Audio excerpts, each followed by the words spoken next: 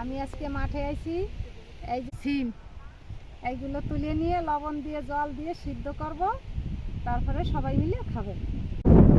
এবার এই সিজনে এটি শেষ, এখানে এটা পাকাইছে, পাকিয়ে গেলে কয়দিন পরে আর খাওয়া যাবে না, ডাল হয়ে যাবে। এই জন্যে এখানে করে নিয়ে সিদ্ধ করে দেব। তোমরা দেখো কি করি তুলি আর বাড়ি নিয়ে কিভাবে সেদ্ধ করি।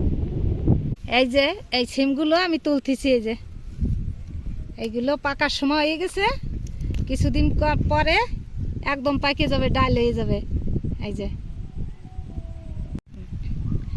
এই সিম আর সামনের বছর এই সময় ছাড়া পাওয়া যাবে না, এই সারা বছরই বসে থাকতে হবে যে ওই সিম কবে হবে, তার জন্য করে নিয়ে খেয়ে রাখি। দেখো তোমরা দেখতে থাকো কেমন হয়েছে এই সিমগুলো।